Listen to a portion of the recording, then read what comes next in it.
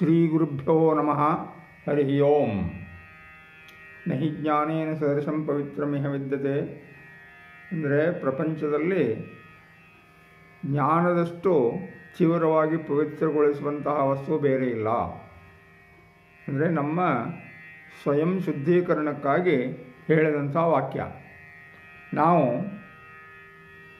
ಪ್ರತಿನಿತ್ಯ ಸ್ನಾನವನ್ನು ಮಾಡ್ತೇವೆ. ಅದು ನಮ್ಮ ಶರೀರವನ್ನು ಶುದ್ಧವಾಗಿಡಲಿಕ್ಕೆ ಮಾಡಬೇಕಲ್ಲ.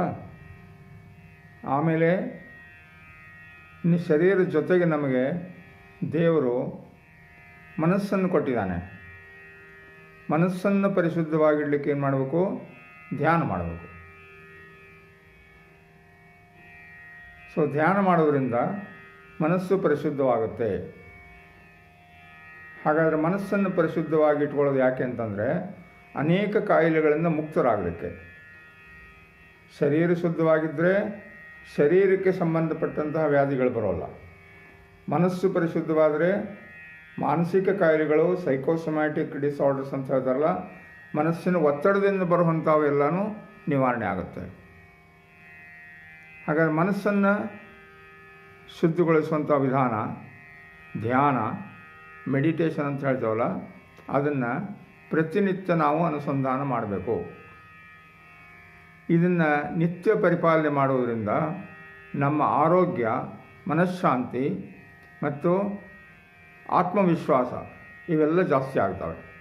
ಇತ್ತೀಚೆಗೆ ನಮ್ಮ ದೇಶದಲ್ಲಿ ಆಗಲೇ ನಮ್ಮ ಸಂಪ್ರದಾಯದಲ್ಲಿ ಇದ್ದಂತಹ ಯೋಗಾಭ್ಯಾಸವನ್ನು ಅಂತಾರಾಷ್ಟ್ರೀಯ ಯೋಗ ದಿನಾಚರಣೆ ಅಂತ ಮಾಡಿದ್ದು ತಮಗೆ ಗೊತ್ತಿದೆ. ಇತ್ತೀಚೆಗೆ ಧ್ಯಾನವನ್ನು ಕೂಡ ಅಂತಾರಾಷ್ಟ್ರೀಯ ಒಂದು ದಿನಾಚರಣೆ ಅಂತ ಆಚರಿಸಬೇಕು ಅಂತ ಪ್ರಸ್ತಾವನೆ ಬಂದು ಸ್ವೀಕಾರವಾಗಿದೆ. ಅಂತಾರಾಷ್ಟ್ರೀಯ ಮಟ್ಟದಲ್ಲಿ ವಿಶ್ವ ಧ್ಯಾನ ದಿವಸ ಅಂತ ಆಚರಣೆ ಮಾಡ್ತಾರೆ ಡಿಸೆಂಬರ್ ತಿಂಗಳಲ್ಲಿ. ಹಾಗಾದರೆ ಇದಕ್ಕೆ ಮನ್ನಣೆ ಕೊಡಬೇಕಾದ್ರೆ ಅಂತಾರಾಷ್ಟ್ರೀಯ ಮಟ್ಟದಲ್ಲಿ ಎಲ್ಲರೂ ಅದರ ಬಗ್ಗೆ ಸಾಕಷ್ಟು ಒಂದು ತಿಳುವಳಿಕೆಯನ್ನು, ಅರಿವನ್ನು ಪಡೆದಿರಬೇಕು. ಅದನ್ನು ನಮ್ಮ ದೇಶದಲ್ಲಿ ಸನಾತನವಾಗಿರುವಂತಹ ವಿದ್ಯೆ ಅಷ್ಟಾಂಗ ಯೋಗದಲ್ಲಿ ಯಮ, ನಿಯಮ, ಆಸನ, ಪ್ರಾಣಾಯಾಮ, ಪ್ರತ್ಯಾಹಾರ, ಧಾರಣ, ಧ್ಯಾನ, ಸಮಾಧಿ ಇತ್ಯಾದಿಗಳನ್ನು ಹೇಳಬೇಕಾದ್ರೆ ಧ್ಯಾನಕ್ಕೆ ಮಹತ್ವ ಭಾಳ ಇದೆ. ಧ್ಯಾನದಿಂದ ಮನಃಶುದ್ಧಿ ಆಗಬೇಕಾದ್ರೆ ನಾವು ಸರಳವಾದಂತಹ ಸೂತ್ರಗಳನ್ನು ಅನುಸರಿಸುವ. ಅಂದರೆ ಒಂದೊಂದೇ ಸಂಚಿಕೆಯಲ್ಲಿ ಸ್ವಲ್ಪ ಸ್ವಲ್ಪ ನೋಡುವ.